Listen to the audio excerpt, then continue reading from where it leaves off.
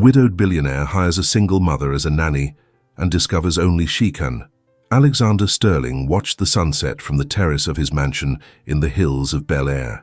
The Los Angeles sky was stained orange and purple, but the colors only intensified the emptiness he felt in his chest. It had been just 3 months since he lost Elena, his wife, in that terrible accident on the highway, returning home from a weekend in Santa Barbara. The memory haunted him every night. The torrential rain, the blinding lights of a truck swerving into their lane, the gut-wrenching sound of twisting metal. Elena didn't survive the impact.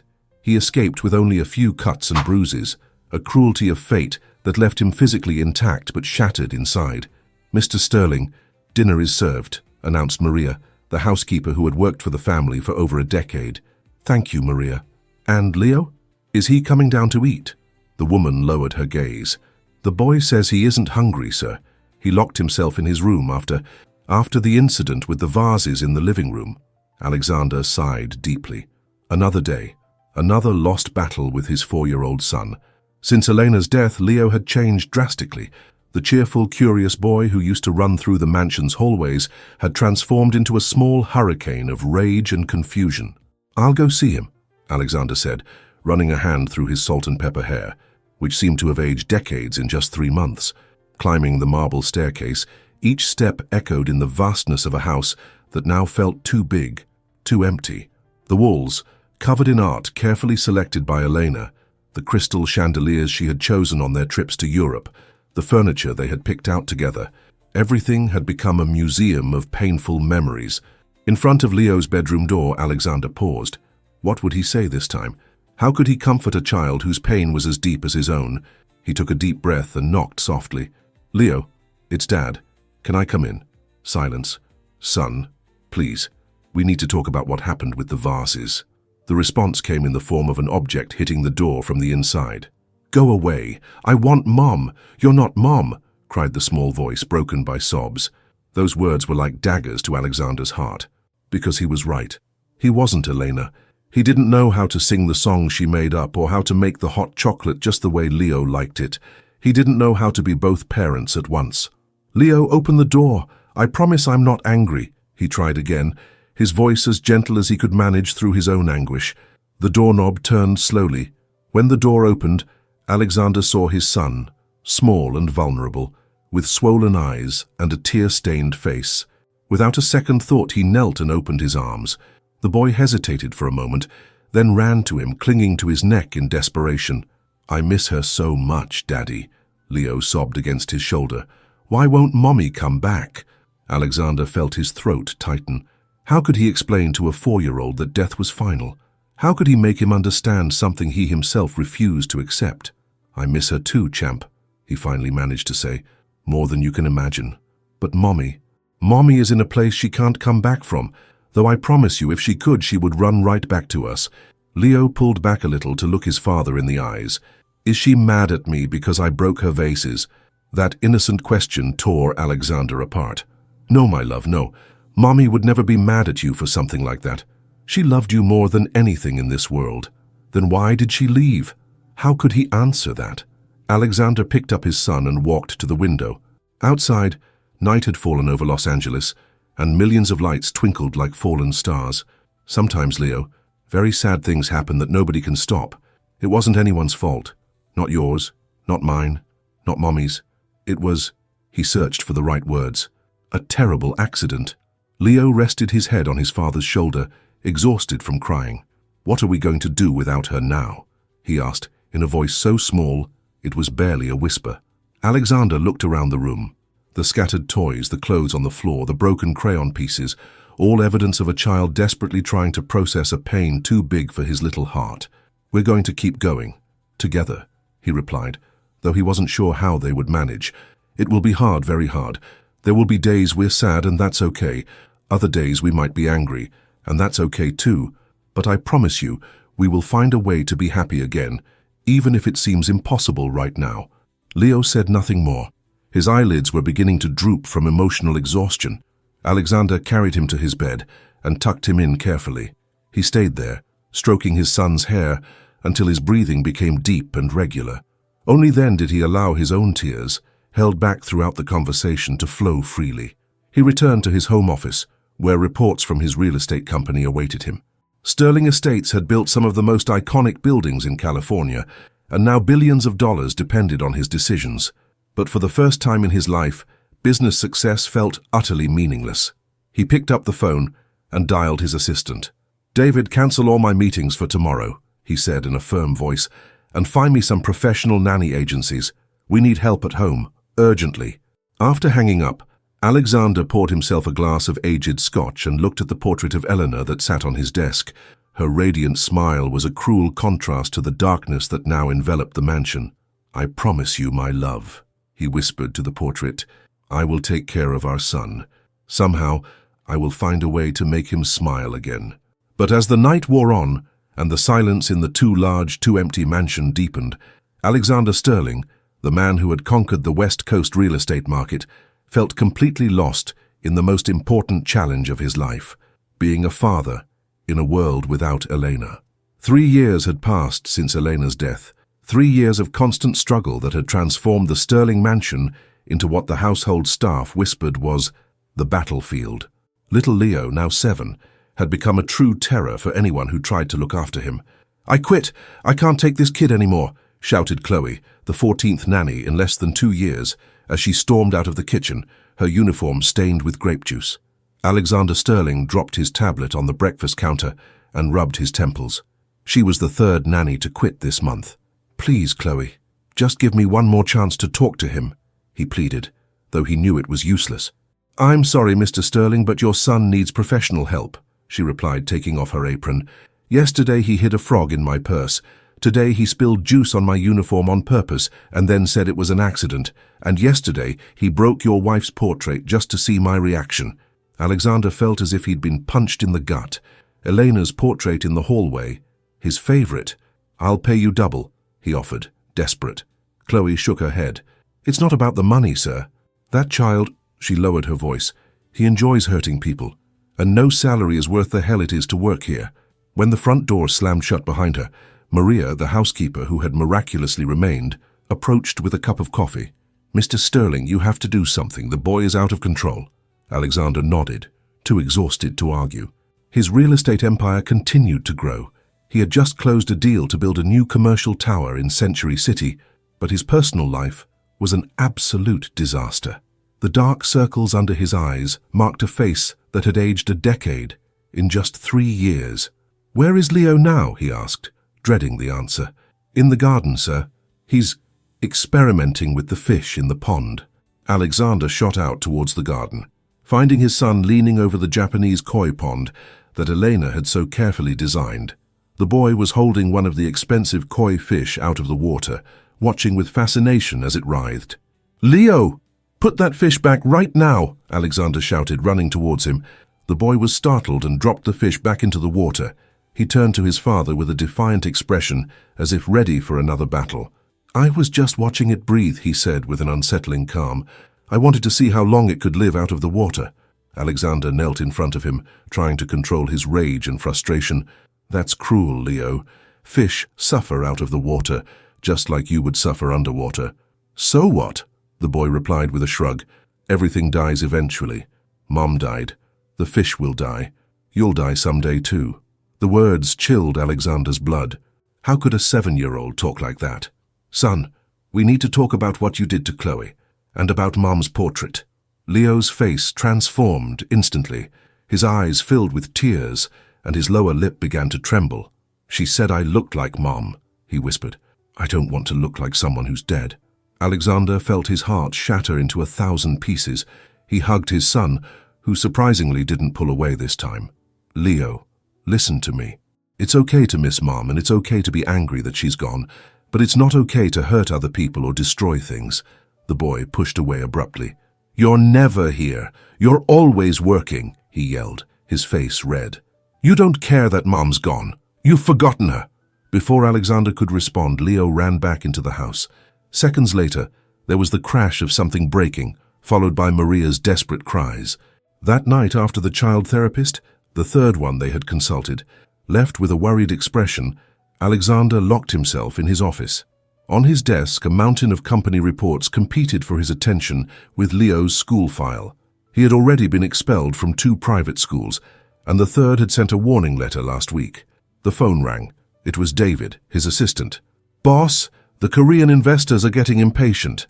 They need to confirm tomorrow's meeting in San Francisco." Alexander looked at the photo of Leo on his desk, a picture from 2 years ago, the last time he had seen him genuinely smile. "Cancel it, David.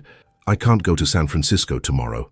"But sir, this project—" "My son needs me. We'll find another date." Hanging up, Alexander opened the folder the therapist had left. The words jumped out at him. Adjustment disorder, unresolved grief, severe disruptive behavior. The final recommendation was blunt. The patient requires constant attention and structure. A specialized boarding school for children with emotional disorders is suggested. A boarding school? Send Leo away? Impossible. Elena would never have forgiven him. His gaze drifted to the minibar.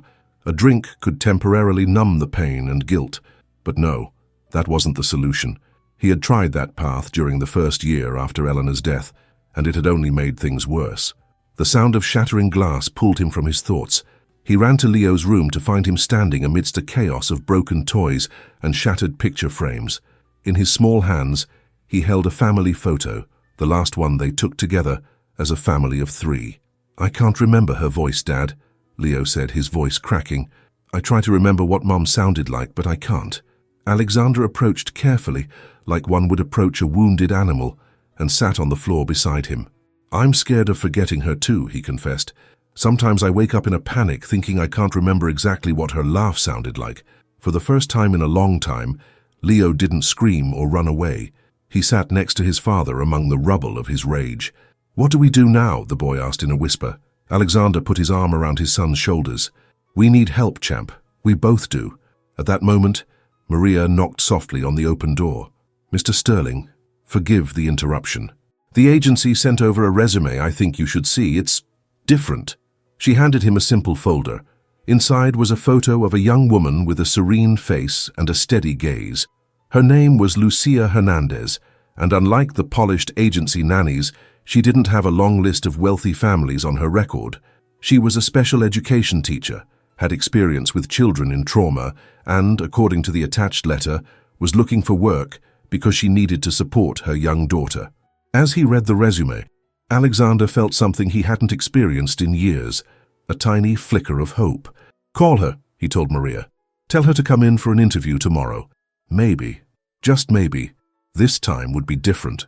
Alexander Sterling adjusted the knot on his tie while staring distractedly out his bedroom window. The interview with Lucia Hernandez had been cancelled. The woman had called to apologize, explaining that her daughter had woken up with a fever and she couldn't make it. Another hope, extinguished. "Mr. Sterling, breakfast is ready," Maria announced from the doorway. "Thank you. Is Leo up yet?" "He's still asleep. He was up very late last night." Alexander sighed. Another battle to face later. "I'm heading straight to the office. There's a crisis with the downtown LA project I need to solve." Minutes later, Alexander was driving his Audi through the streets of Los Angeles. Rain fell softly on the windshield, creating a hypnotic rhythm that matched the turbulent thoughts in his mind. The traffic was worse than usual, and a text from David informing him that the investors had moved up the meeting only added to his anxiety.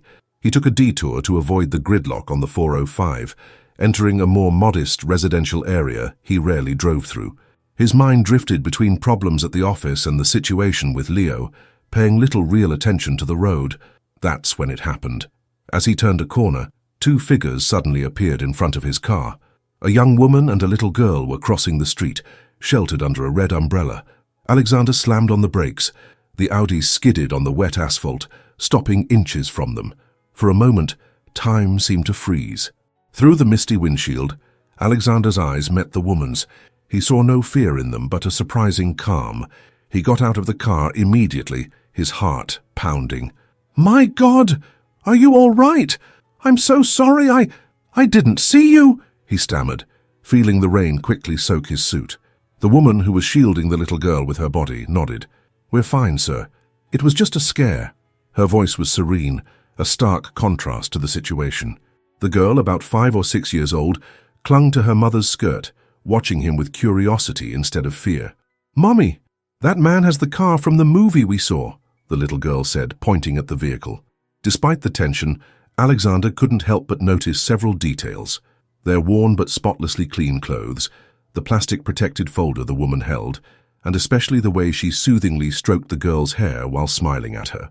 "Please let me give you a ride to where you were going," he offered. "It's the least I can do after this." The woman visibly hesitated. "That's not necessary, sir. We're almost there." "I insist, please. It's raining and—" Alexander looked around. "It looks like it's going to get worse." As if on cue, the drizzle intensified. After a moment's hesitation, the woman nodded. "Thank you. We're going to the employment agency on the main avenue." Once in the car, the atmosphere was strangely calm.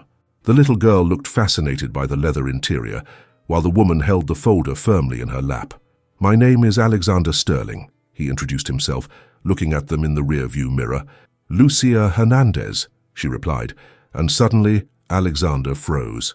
Lucia Hernandez, the special education teacher. Now it was her turn to be surprised. "Yes. How do you know?" "You had an interview at my house today, for the nanny position." Lucia's face lit up with recognition. "You're Mr. Sterling? What a coincidence." Then she added with embarrassment, "I'm so sorry about cancelling. My daughter Sophia woke up with a fever, but she's better now, and I needed to drop off these papers at the agency." "Don't worry about it. These things happen," Alexander replied, observing her with new interest. "May I ask why you're looking for work as a nanny? Your resume says you were a teacher." Lucia glanced down briefly. "I was, in Texas. I had to move. Suddenly. Now I need a job that allows me to have Sophia with me." There was something in her tone, a combination of dignity and vulnerability, that piqued Alexander's curiosity. "Mommy and I ran away from my daddy because he was mean," Sophia chimed in with the frankness of a child. "Sophia," Lucia gently chided. "Is that true?" Alexander asked, surprised by the statement. Lucia hesitated before answering. "My ex-husband has anger issues. He never wanted children, and when I got pregnant, things got worse. I put up with it for too long out of fear until—" She unconsciously stroked a faint scar on her wrist. "I realized I had to protect Sophia. We started over here, far away from him."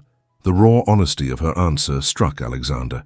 It wasn't the kind of confession he would expect in a first conversation, especially with a potential employer. "I'm very sorry," he said sincerely. "Don't be," she replied with unexpected firmness. "It was the best decision I ever made. Sophia and I are building a new life."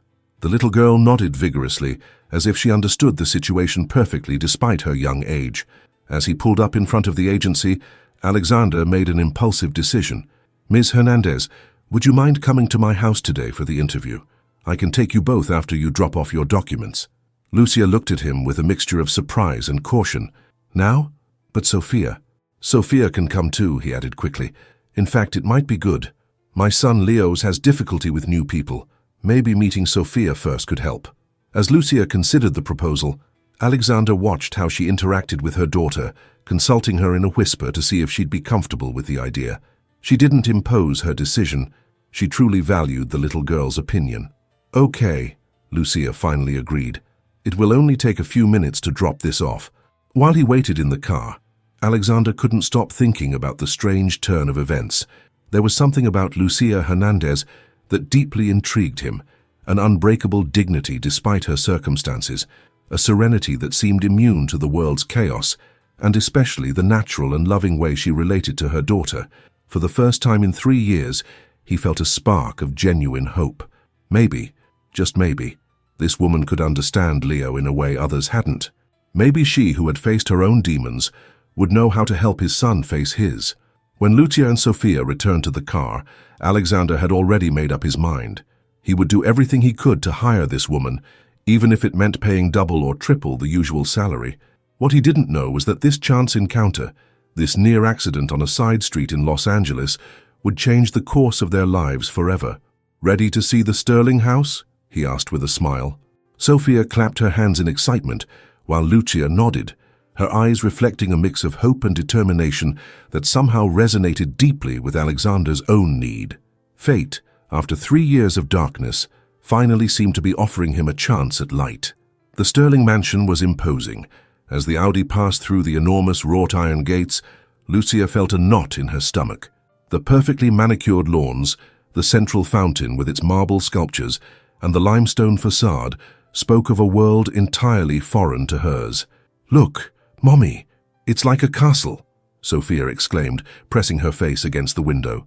Alexander smiled at the girl's enthusiasm, but his expression shifted as he noticed the figure of Leo watching them from a second-story window. His son was scowling at them, quickly disappearing when he realized his father had seen him. "Welcome home," he said, trying to sound casual as he parked in front of the main entrance.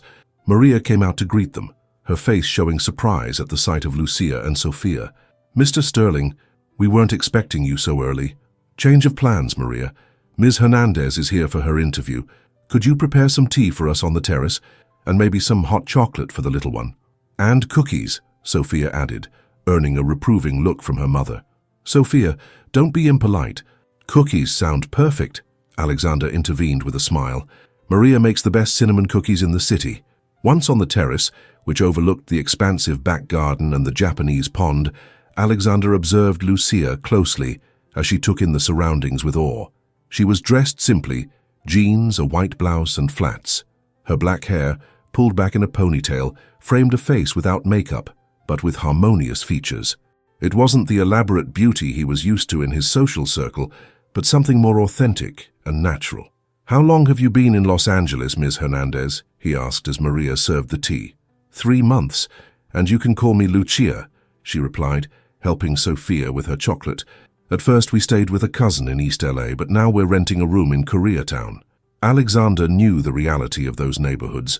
They were a world away from the manicured lawns of Bel Air. "And why did you choose LA? Texas is a long way off."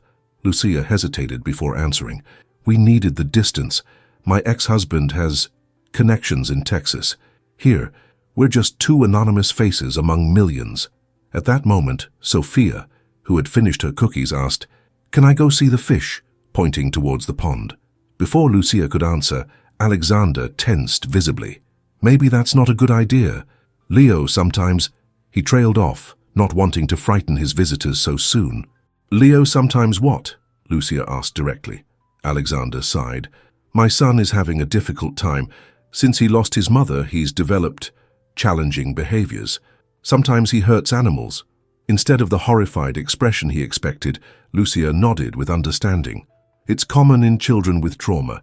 They seek to exert control over something when they feel they've lost all control over their own lives," she said with professional ease. "Have you tried animal-assisted therapy?" Alexander looked at her, surprised. "We've tried all kinds of therapy. Nothing works for long, mostly because no nanny sticks around long enough to provide any consistency."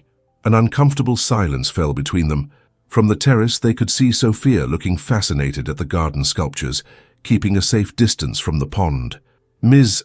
Lucia," Alexander corrected himself, "I'm going to be completely honest with you. My son needs urgent help, and your resume indicates you have experience with traumatized children." "I worked for 2 years at a center for orphaned children in Texas," she confirmed. "Many had suffered from neglect or violence." Alexander leaned forward, his intensity surprising Lucia. "I don't just want a nanny. I need someone who understands what Leo is going through, someone who can help him heal." Suddenly, a sharp scream shattered the conversation. Both jumped to their feet to see Leo chasing Sophia across the lawn, brandishing what looked like a spider trapped in a jar. They ran towards the children. Lucia got there first, placing herself between Sophia and Leo. To Alexander's surprise, instead of scolding Leo or showing fear, Lucia knelt in front of the boy, getting down to his level. "That's a very interesting spider you have there," she said calmly. "Do you know what kind it is?" The question threw Leo off. He was expecting screams or reprimands. It's a black widow," he lied defiantly. I don't think so," Lucia replied, maintaining her conversational tone. "Black widows have a distinct red hourglass shape on their abdomen. This looks more like a jumping spider. They're harmless." Leo looked at her, confused, not used to adults playing along instead of punishing him. "How do you know?" he asked, his initial hostility giving way to reluctant curiosity. "I studied a bit of arachnology in college. They're fascinating creatures. Do you like insects?" Before Leo could answer, Alexander stepped in, torn between apologizing to Lucia and scolding his son. Lucia gave him a discreet signal not to interfere. "You should get a proper terrarium if you're interested in studying them," she continued. "You could observe their habits. It's more interesting than scaring people with them." For a moment, something shifted in Leo's expression. It wasn't surrender, but a slight softening. Then, as if remembering his role, he scowled again. "This is boring," he said, dropping the, thankfully, plastic jar and running back into the house. Alexander approached, deeply embarrassed. "Lucia, I am so sorry. I will completely understand if you decide this job isn't for you." To his surprise, Lucia smiled faintly. "On the contrary, Mr. Sterling. Now I have a much better idea of what Leo needs." Back on the terrace, with Sophia being entertained by Maria in the kitchen, Alexander made the proposal he had been considering since he saw Lucia interact with his son. "I want to offer you a permanent position, not just as Leo's nanny, but as the house governess. The salary would be considerably higher than usual." He named a figure that made Lucia's eyes widen in surprise. "And you and your daughter can live here. We have a staff suite in the east wing with 2 bedrooms and a private bathroom." Lucia looked at him, clearly weighing the offer. "It's very generous, but—" "There's a but, of course," Alexander anticipated, bracing for rejection. "Your son will need time, a lot of time, and consistency. I can't promise immediate results." "I don't expect miracles," he replied. "Just someone who won't give up on him at the first or the 10th hurdle." Lucia looked out at the garden, then in the direction Leo had disappeared. Finally, after what felt like an eternity to Alexander, she nodded. "We accept your offer, Mr. Sterling, but on one condition," she said firmly. "I don't want charity. I will work hard to earn every dollar you pay me, and if after 3 months you feel I am not helping Leo, I will leave without any argument." Alexander extended his hand. "It's a deal." As they shook hands, Alexander felt a strange sense of calm, as if he had been swimming against the current for years and had finally found a safe harbor. What he couldn't imagine was that this woman, who had entered his life by sheer chance, would not only transform his son's behavior, but also fill a void in his own heart that he didn't even know was there. "You can move in whenever you're ready," he said, feeling an uncharacteristic optimism. "Welcome to the Sterling home." Move-in day dawned clear, as if the weather itself wanted to welcome the new residents of the Sterling mansion. Lucia and Sophia arrived early with just 2 suitcases containing all their belongings. Alexander had offered to send his driver to pick them up, but Lucia had insisted on making her own way there. It was important for her to maintain her independence, even in this strange new situation. Maria greeted them with a warm smile and showed them to their suite in the east wing. It was larger than the entire apartment they had lived in back in Texas, with 2 spacious bedrooms, a bathroom with a tub, and a small private sitting area. "Look, Mommy, I have my own room!" Sophia exclaimed, bouncing on the single bed with its lilac-colored duvet. "Miss Lucia, Mr. Sterling had to leave for an urgent meeting, but he left instructions for you to make yourselves comfortable," Maria explained. "He'll be back for dinner. As for Leo—" Her expression clouded slightly.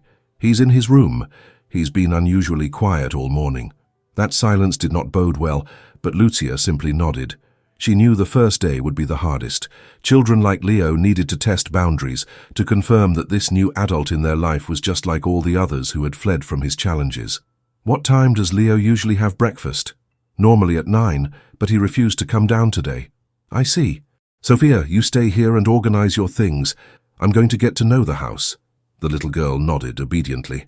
At 6 years old, she had already learned to adapt quickly to new environments, a skill developed after fleeing from her father.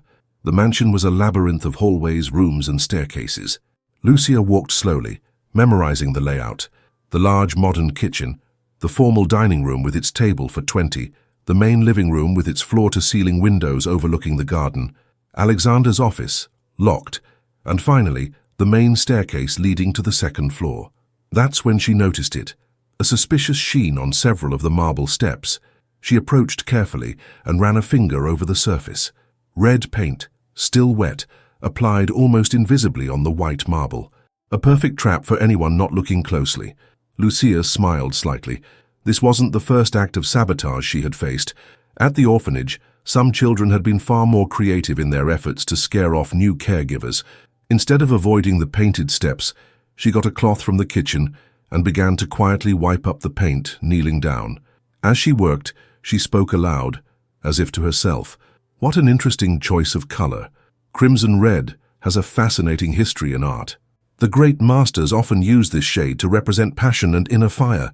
From his hiding spot behind a column on the second floor, Leo watched, confused. The new nanny had not only discovered his trap, but didn't seem upset at all. Was she stupid, or was she pretending? The problem with paint on marble, Lucia continued, wiping patiently, is that you need a special sealant. Otherwise, it's quite slippery. As if to prove her point, Leo, leaning further to watch her, inadvertently stepped on some paint he himself had spilled on the upper floor. His feet slid out from under him, and before he could grab onto anything, he tumbled spectacularly down the stairs, landing with a thud a few feet from Lucia. For a moment there was absolute silence. Then Leo slowly sat up, his face red with a mixture of embarrassment and pain. His once pristine clothes were smeared with red, and a scrape was beginning to form on his elbow. Lucia expected screaming, crying, or insults. Instead, the boy glared at her defiantly, visibly fighting back tears. "Are you okay?" she asked calmly, without moving too close. "I'm fine," he answered curtly. "It doesn't hurt." Lucia nodded, accepting his lie without question. "You've gotten paint on your clothes. It's easier to get out when it's fresh." Leo looked down at his red-stained hands. "The paint was for you, not for me," he confessed with surprising frankness. "I know," Lucia replied, unfazed. "A classic strategy. At the orphanage where I worked, a boy named Daniel put glue on my chair on the first day. I was stuck for 3 hours until we found a solvent." The shadow of a smile flickered across Leo's face, but he quickly suppressed it. "What did you do to him?" "Nothing. But the next day, I taught him how to make slime with glue." It turned out he had an incredible talent for chemistry. Lucia stood up and held out a hand to help him. "Let's get you cleaned up before that paint ruins your clothes. Then we can have breakfast. I heard Maria make some exceptional pancakes." Leo ignored her offered hand and got up on his own, but surprisingly he didn't run away. He walked beside Lucia towards the nearest bathroom, keeping a safe distance but without open hostility. "I can do it myself," he said when they arrived, shutting the door firmly. "Of course, I'll be in the kitchen when you're done." 15 minutes later, to Maria's astonishment, Leo appeared in the kitchen wearing clean clothes. He still had red stains on his hands and a visible scrape on his elbow, but he sat down at the table without protest. Sophia, who was already eating, looked at him curiously. "Hi, I'm Sophia. I like your sneakers. Are they superheroes?" Leo looked down at his Iron Man-themed sneakers and shrugged. "They're just shoes," he replied, but without his usual aggression. As Maria served the pancakes, she watched the scene in disbelief. It was the first time in months that Leo had sat down for breakfast without a prior tantrum. Lucia, for her part, acted completely naturally, as if nothing unusual had happened. She chatted with Sophia about their plans for the day, casually mentioning she'd seen a shelf of children's books in the living room. "Leo could recommend one for you. I'm sure he knows the best ones," she suggested. The boy looked up from his plate. "I don't read dumb books," he declared, but after a pause added, "except for the ones about dinosaurs and poisonous animals. Those are interesting." "I love dinosaurs," Sophia exclaimed. "My favorite is the T-Rex." "The T-Rex is for babies," Leo responded dismissively. The Spinosaurus was bigger and meaner, and so began a heated discussion about dinosaurs that lasted through the entire breakfast. It wasn't friendship, not even full acceptance, but it was a start, a tiny crack in Leo's defensive wall. When Alexander returned that evening, he found the three of them in the living room, Lucia reading in an armchair, while Leo, with unexpected patience, explained the differences between venomous reptiles to Sophia using an illustrated book. "How was the first day?" he asked Lucia in a low voice after greeting the children. She smiled slightly. "Let's just say Leo has a strong interest in abstract painting and dangerous reptiles. Tomorrow we'll tackle the subject of boundaries and consequences, but today we're just getting to know each other." Alexander looked at his son, noticing the scrape on his elbow and the faint red stains still on his hands. Normally he would have demanded an explanation, but something in Lucia's quiet confidence stopped him. Perhaps, for the first time since Eleanor's death, the Sterling mansion could start to feel like a home again. A week had passed since Lucia and Sophia's arrival. 7 days of small battles and silent truces with Leo. The boy maintained a restrained hostility, like a wild animal cautiously observing the new inhabitants of its territory. Minor traps continued: salt in Lucia's sugar bowl, a toad in Sophia's backpack, and the mysterious disappearance of the keys to her suite. But Lucia handled every situation with a calm that baffled the little saboteur. She never yelled, never threatened. She simply established logical consequences for each action. That Saturday morning, Alexander had promised to take the children to the pool. The mansion boasted a spectacular one, a crystal-clear rectangle of water surrounded by custom mosaic tiles and a small, man-made waterfall. It was usually kept covered, as Leo had never learned to swim. Elena had planned to sign him up for lessons just before the accident. "I don't need swimming lessons," Leo had protested when Lucia suggested the idea the day before. "Pools are for babies." But now, as they prepared to go out to the garden, the boy seemed strangely nervous. Alexander had cancelled an important meeting to be there, a fact that didn't go unnoticed by Lucia. "It's the first time in months he's agreed to even go near the pool," Alexander explained to her in a low voice. After the accident, he developed an inexplicable fear of water. Sophia, oblivious to these complications, bounced with excitement in her new swimsuit, a surprise gift from Alexander that had made Lucia blush when he insisted on buying it. "I'm going to swim like a little mermaid," the girl sang as they walked down to the garden. Leo followed at a distance, scowling, his hands in the pockets of his swim trunks. His gaze kept darting towards the pool, and Lucia noticed his shoulders were tense.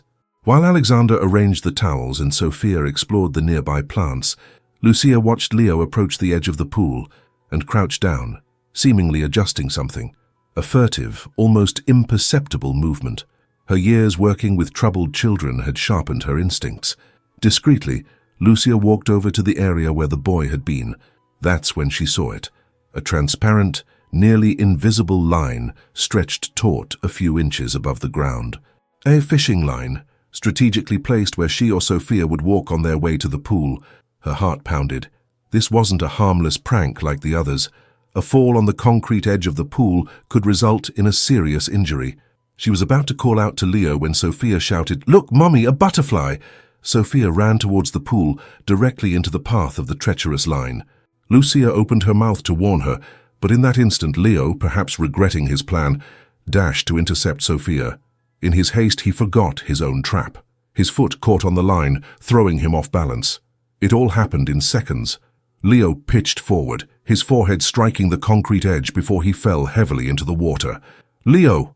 Alexander's scream tore through the air. Lucia reacted instantly. Without taking off her clothes, she dove into the pool. Underwater, she saw the boy sinking, completely rigid with panic, a cloud of blood billowing from the gash on his forehead. His arms were outstretched, but he wasn't swimming. He was just sinking, paralyzed by terror. She reached him in 3 strokes, wrapping one arm around him while pulling them both toward the surface with the other. When they broke the surface, Leo began to cough and struggle against her grip, frantic with panic. "Easy. I've got you," she said firmly. "Don't let go of me." Alexander was already at the edge, ready to help. With his assistance, they managed to pull the boy from the water. Leo was trembling uncontrollably, a mixture of cold, fear, and shock. As Alexander wrapped his son in a towel, Lucia climbed out of the pool and noticed the nylon line now floating in the water. She discreetly picked it up, tucking it into the pocket of her drenched shorts. "We need to get him inside," Lucia said, examining the cut on Leo's forehead. "It doesn't look deep, but we need to clean it."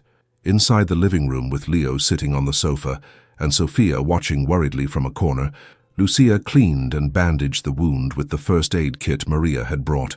The boy said nothing, but his eyes, huge and frightened, never left her face. "Why?" Leo finally whispered, so quietly that only Lucia could hear. "Why what?" she answered, gently applying the antiseptic. "Why did you jump in to save me? I put that line there for you to fall." Lucia kept her expression serene, though she could feel Alexander's intense gaze on them.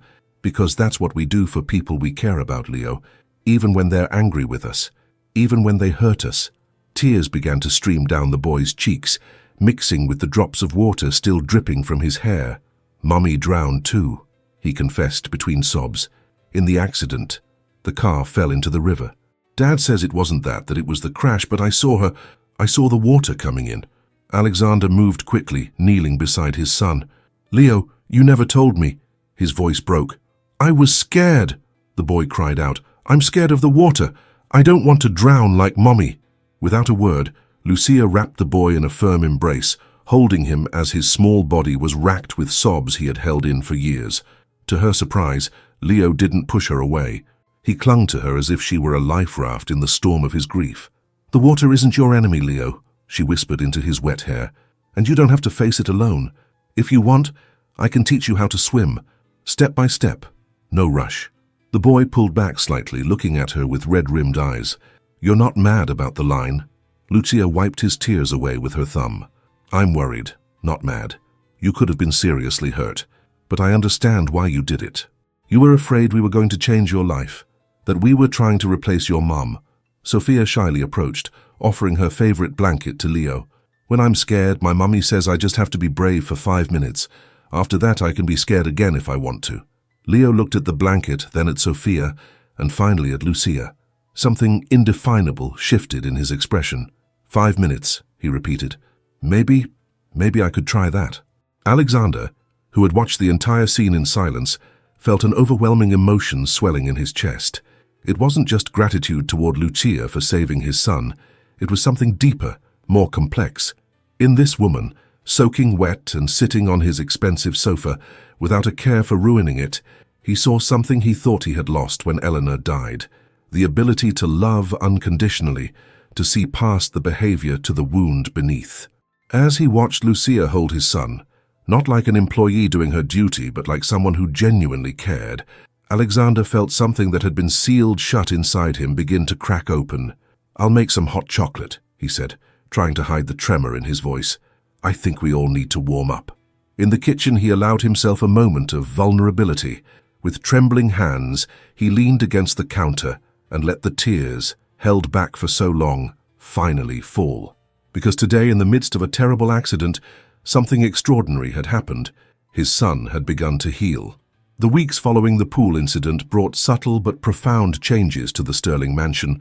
Like light gradually filtering in at dawn, the transformation was almost imperceptible day by day, but undeniable when looking back. Alexander noticed it in small details. Leo no longer locked his bedroom door at night. The screaming and tantrums had diminished considerably. And most surprisingly, the boy had started to make good on his promise to try to learn to swim. 3 times a week, Lucia would take Leo and Sophia to the pool. They started with simple breathing exercises at the water's edge, then moved on to floating, while supported by Lucia's arms. Sophia, who already knew how to swim a little, would cheer Leo on from the side. "You're doing great, Leo! You almost got it!" the girl would exclaim when he managed to stay afloat for a few seconds. What impressed Alexander most wasn't the physical progress, but the emotional one. Leo, who used to shut down completely at any sign of vulnerability, now allowed his fear, his frustration, and occasionally his pride in a small victory to show. One afternoon, as he watched the lesson from the terrace, his assistant David joined him with reports that needed his signature. "You seem different, boss," David commented, as Alexander signed distractedly, his eyes never leaving the pool. "More relaxed."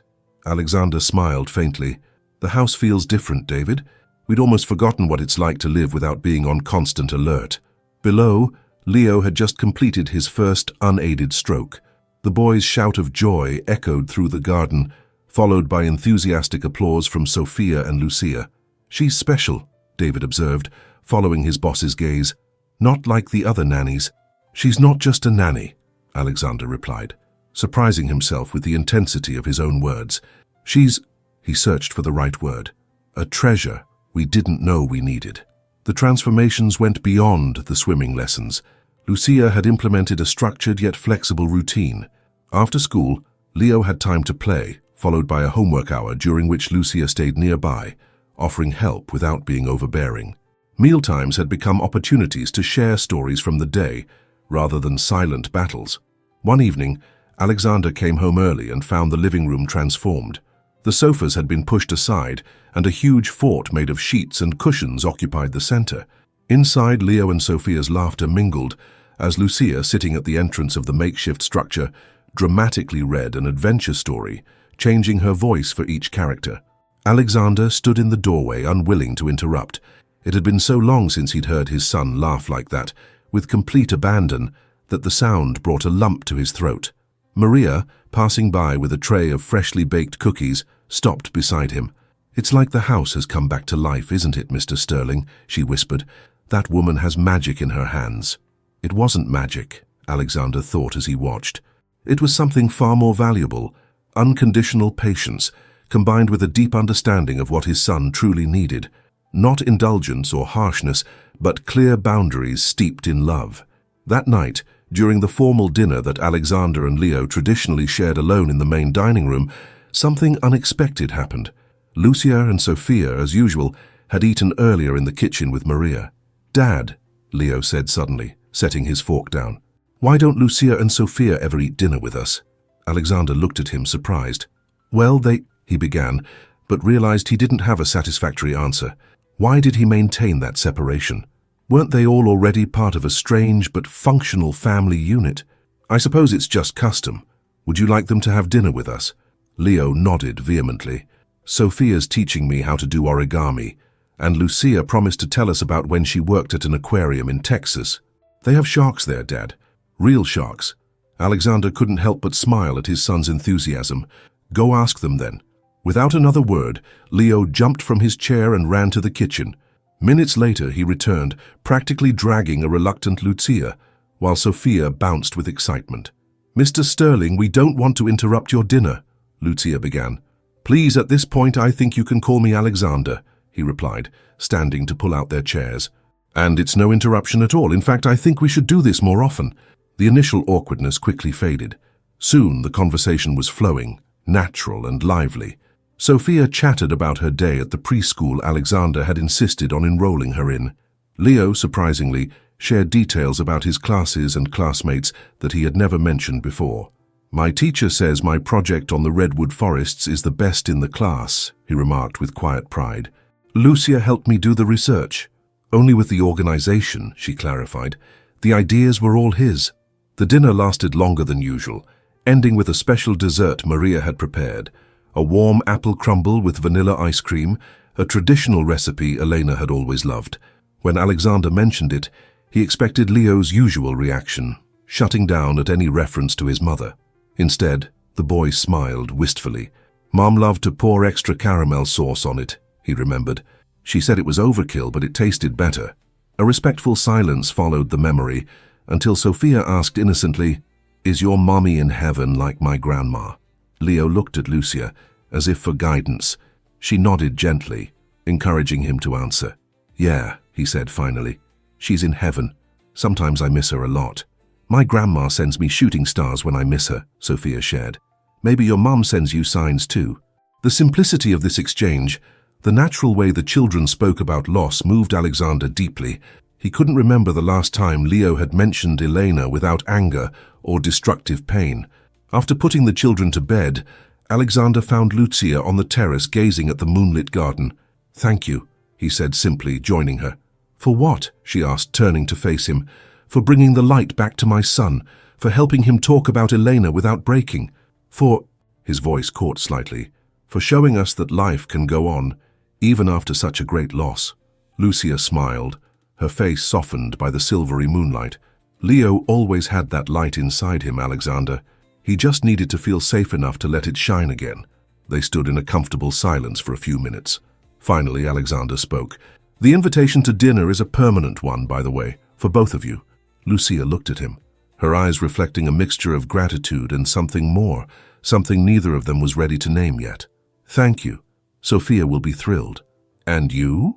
he asked, holding her gaze. She smiled, and for an instant, Alexander saw the woman behind the efficient professional. Vulnerable, brave, and extraordinarily beautiful in her authenticity. "I'll be thrilled too," she answered simply. That night, as he prepared for bed, Alexander understood that he had found something more valuable than any property or deal in his empire. He had found someone capable of unearthing the treasure that was always hidden in his son's heart, and perhaps in his own as well. September arrived with its clear skies and that unique Southern California weather, cool mornings, warm afternoons, and nights that invited stargazing. 2 months had passed since Lucia and Sophia arrived at the Sterling mansion, 2 months that felt like a lifetime because of the profound changes they had brought. That Friday night, the house felt especially peaceful. The children had spent the afternoon playing in the garden, chasing each other with laughter, and building a small campsite with Maria's help. The day's exhaustion had claimed them early, and both had fallen asleep almost immediately after dinner. Alexander had returned from a business trip to San Francisco, and after a quick good night to the children, had retreated to his office to review some pending documents. Lucia, meanwhile, took advantage of the quiet moment to organize materials for Leo's school project, a presentation on the ecosystem of the redwood forests. Around 10 o'clock, when the mansion was asleep except for the lights in the office and Lucia's room, a soft knock on her door surprised her. "Lucia, are you awake?" Alexander's voice was tired but kind. She opened the door to find him holding a bottle of wine and 2 glasses. "Sorry for the late hour, but I just finished with those endless reports and I thought—" He hesitated for a moment. "I thought maybe you'd like to share a glass. The night is beautiful." There was a vulnerability in his invitation that Lucia rarely saw. Alexander Sterling, the confident and decisive businessman, seemed almost shy. "Of course," she replied with a smile. "Let me just grab a sweater." The second-floor terrace offered a spectacular view of the city. The lights of Los Angeles stretched out like a blanket of earthbound stars, competing with a night sky that was, for once, clear enough to reveal constellations normally hidden by the city glow. Alexander poured the wine, a Napa Valley Cabernet, and handed her a glass. The silence between them was comfortable, like that of old friends who don't need constant chatter. "How was San Francisco?" Lucia finally asked, leaning back in her chair. "Productive. We closed the deal for the new development," he answered, but his tone suggested his mind was elsewhere. "You know, it's the first time in 3 years I've traveled for business without feeling constant anxiety about Leo." Lucia looked at him, encouraging him to continue. "Before, every phone call terrified me. I was always expecting to hear about another crisis, another incident at school, another nanny quitting." He swirled the glass, watching the wine create hypnotic patterns against the light. This time was different. I knew he was in good hands. The implied compliment made Lucia look down, an uncharacteristic gesture for her. "Leo has made so much progress on his own," she replied, deflecting the credit. "He just needed to feel secure enough to process his grief." Alexander watched her in the dim light from the garden lamps. The shadows softened her features, giving her an almost ethereal air. "Lucia," he said, his voice deeper than usual, "what you've done with Leo, it's what I've wanted more than anything in the world these past few years. To see my son smile again, to hear him laugh without that shadow of anger and pain." His voice cracked slightly. "There isn't enough money in the world to pay for that." She shook her head gently. "I didn't do it for the money, Alexander." "I know," he replied, and their eyes met with a new intensity. "That's precisely what makes you so extraordinary." A heavy silence settled between them. In the distance, the hum of the city was a mere whisper, as if the whole world were holding its breath. "2 days ago, Leo asked me about Elena," Alexander continued, not with anger or pain, but with genuine curiosity.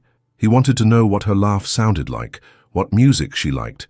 His eyes glistened with unshed tears. It was the first time I could talk to him about his mother without him shutting down. Lucia instinctively reached out, her hand covering his on the table. "That's beautiful, Alexander.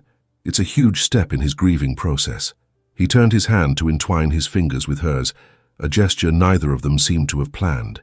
"It's not just about Leo," he confessed, his voice barely a whisper. "It's about what you've brought into our lives. Your strength, your dignity in the face of adversity, the way you love Sophia and now Leo." He took a deep breath. "You've reminded me that life can be bright again, even after the deepest darkness."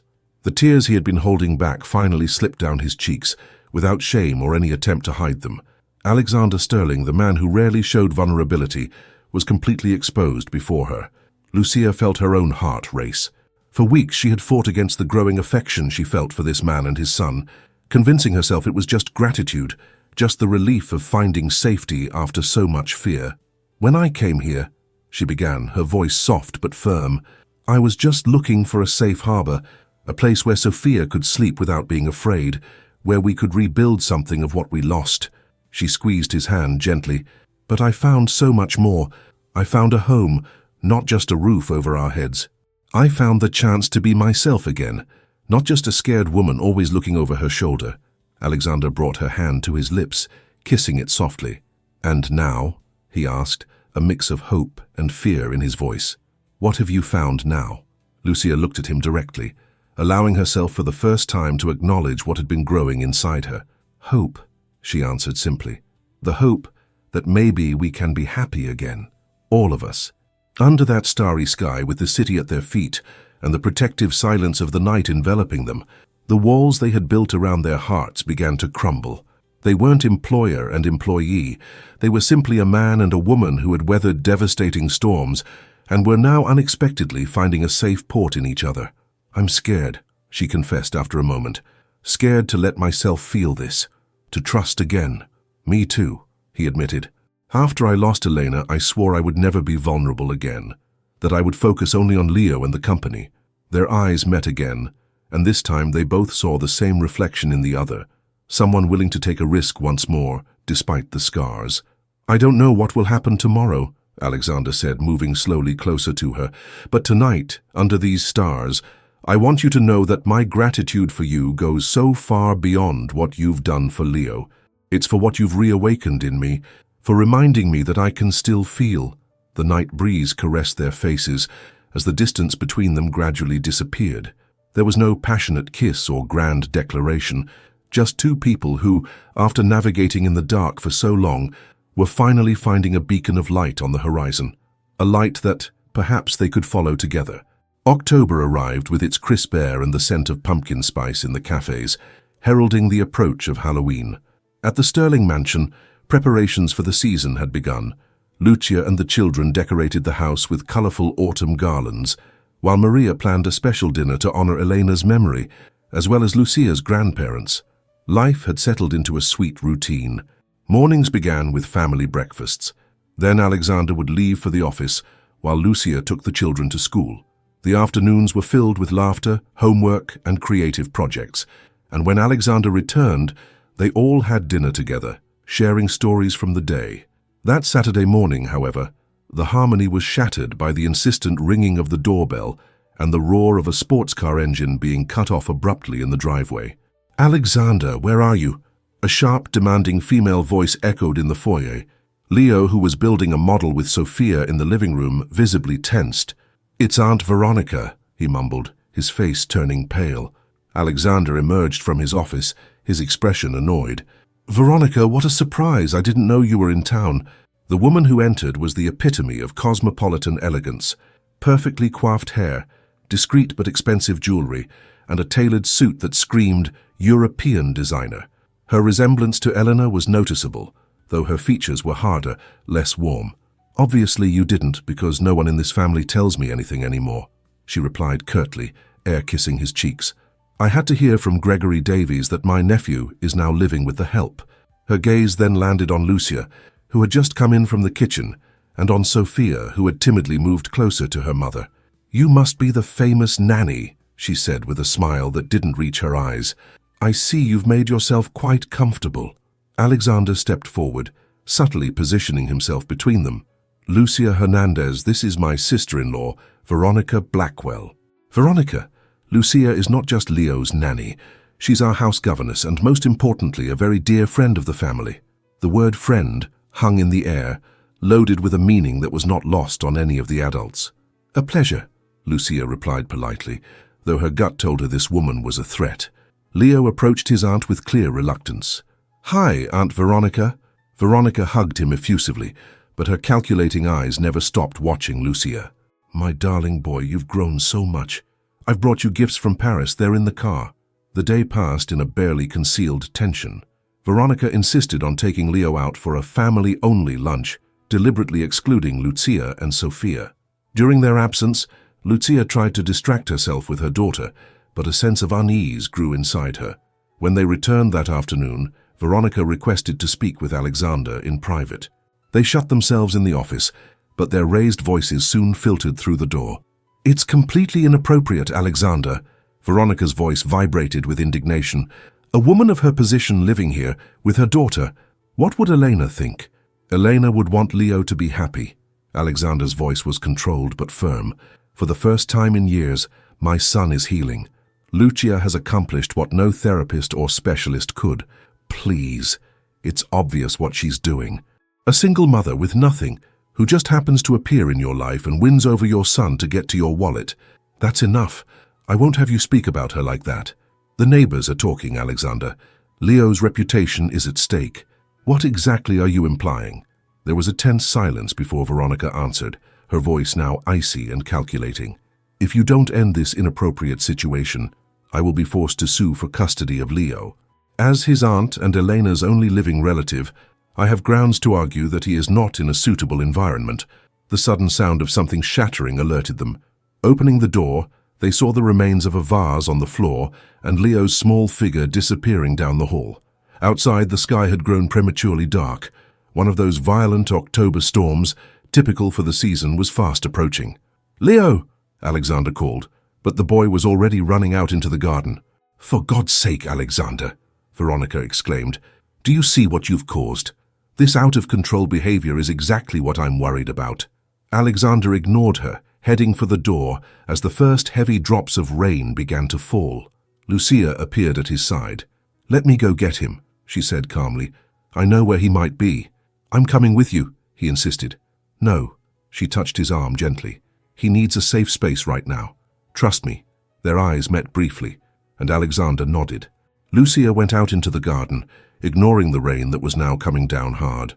She knew Leo's favorite hiding spots, but she sensed that this time he would have sought out a special place, the enormous oak tree at the back of the garden, under whose branches they often read on sunny days. The rain soaked her clothes as she moved forward, calling his name softly. When she reached the ancient tree, she found him huddled against the trunk, drenched and shivering.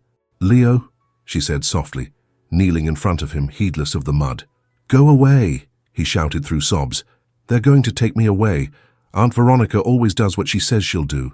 Lucia sat down next to him, the rain beating down relentlessly on them both. "No one is taking you anywhere," she replied firmly. "Your father would never let that happen." But she said, "She can get custody." His words were broken by sobs and shivers. "Listen to me, Leo." Lucia took his face in her hands, forcing him to look at her. "Sometimes adults say things when they're scared or angry. Your aunt is worried about you in her own way. She wants to split you up. She wants you and Sophia to leave," Leo burst out. "And then everything will go back to how it was. The dark, the yelling, being all alone." The vulnerability in his voice broke something inside Lucia. Without a second thought, she pulled him into a fierce hug. "Listen to me very carefully, Leo Sterling," she said against his wet hair.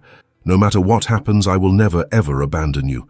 Even if your aunt managed to separate me from your father, even if I had to visit you in secret, I will never stop being in your life. Do you understand me? Never." The boy clung to her desperately, as if she were a life raft in the storm now raging above them. "Promise?" he asked in a small voice. "I promise, with all my heart," she replied, rocking him gently.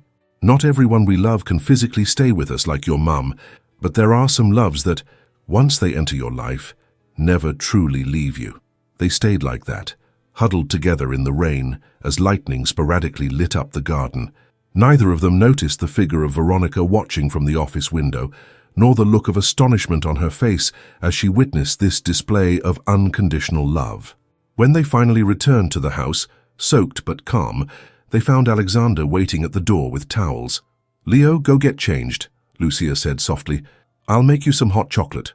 The boy nodded, but before he left, he looked directly at his aunt, who stood silently by the staircase.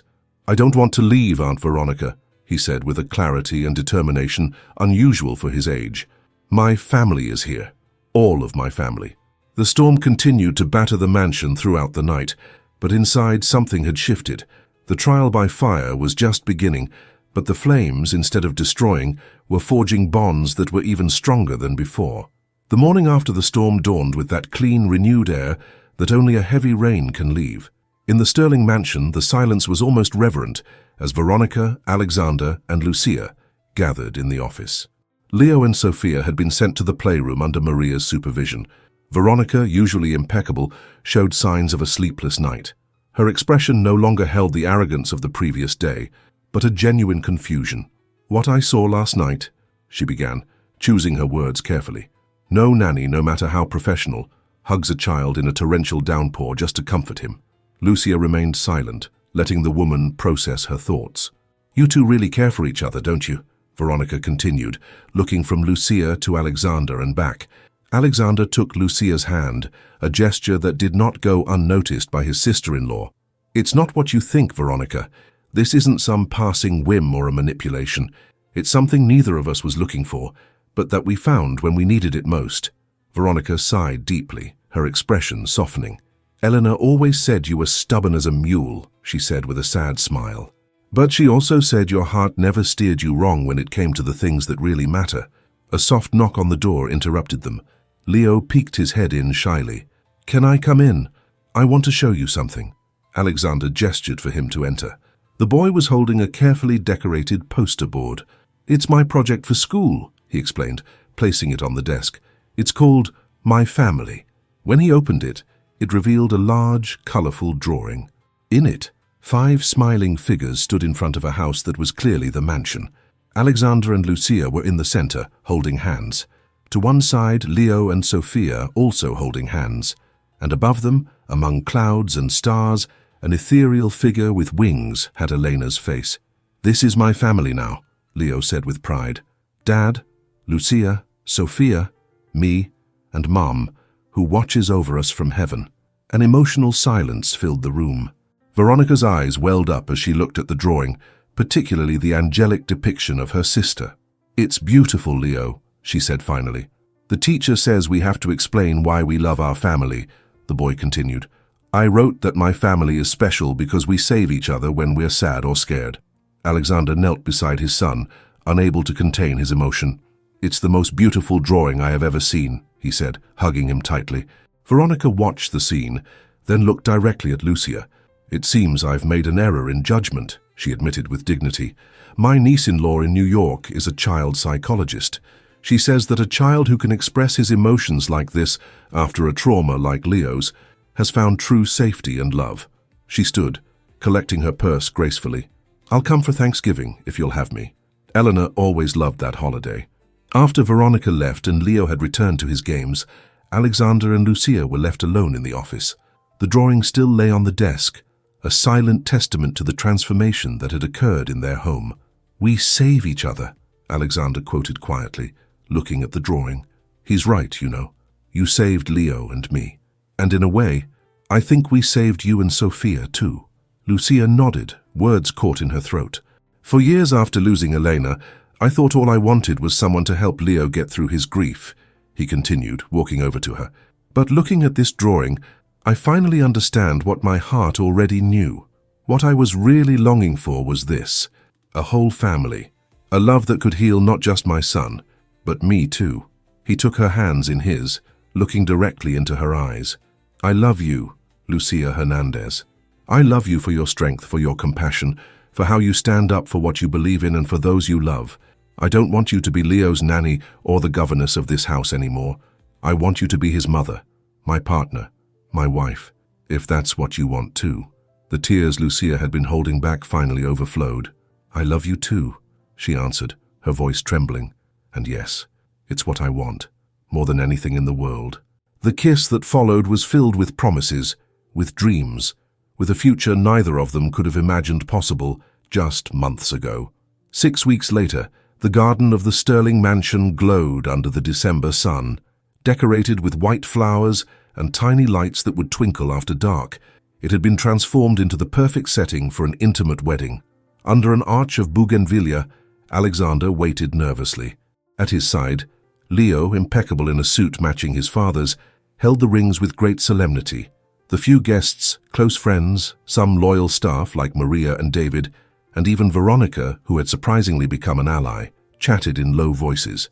When the music began, all eyes turned to the main path. Sophia appeared first, enthusiastically scattering rose petals, and then, radiant in a simple pearl-colored dress, Lucia walked toward the man who had restored her faith in love and life. The vows were simple but profound, promises not just of love and fidelity, but of protection, understanding, and mutual support through the hard times that would inevitably come. By the power vested in me by the state of California, the judge concluded, I now pronounce you husband and wife." The kiss that followed was interrupted by the enthusiastic cheers of Leo and Sophia, who ran to embrace their parents, turning the solemn moment into a joyous, laughing family celebration.